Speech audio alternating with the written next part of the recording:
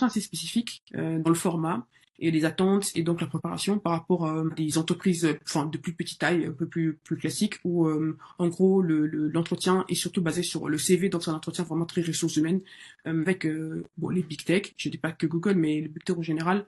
Il y a vraiment cette culture de passer des entretiens techniques aussi, donc des simulations pratiques où il faut démontrer en fait son raisonnement avant tout. Donc le conseil en fait c'est bon déjà de bien se préparer simplement en regardant sur YouTube, en regardant sur internet, enfin et dans la préparation, au-delà en fait de le prendre par cœur et de vraiment très s'inquiéter de Nick, c'est ce qu'on recherche dans ces entretiens, c'est surtout bah, le candidat soit capable de démontrer son raisonnement, sa façon de penser, et donc en fait quand bien même le problème paraît très difficile, serait inconnu, en fait, il faut démontrer sa capacité à justement découper le problème en plus petits morceaux et en fait à parvenir à trouver une solution. Donc c'est plus une question de, oui, ça démontrer son raisonnement, sa façon de réfléchir et donc pour arriver à une solution de toute manière, plutôt que vraiment de connaître la réponse dès le départ, ce qu'on n'est même pas censé savoir d'ailleurs.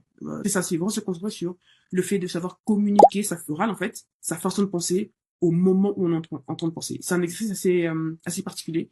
Donc dans la préparation, faut vraiment se préparer à l'oral. D'abord soi-même, on se parle tout seul.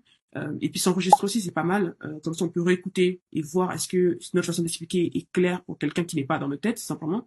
Et puis s'entraîner aussi avec des camarades de classe, des collègues ou des amis, même qui font pas le métier. Justement, ouais, évaluer avant tout, c'est vraiment la clarté de la communication et le fait qu'on arrive à suivre notre raisonnement.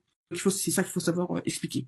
Et puis bien sûr, il y a aussi un certain niveau technique à avoir, mais ça en fait, avec toutes les ressources qu'il y a en ligne, j'allais dire c'est la partie facile, il faut juste mettre du temps, ça prend du temps, mais ce qui est vraiment difficile, si tu te rends pas compte, c'est vraiment ça, c'est la communication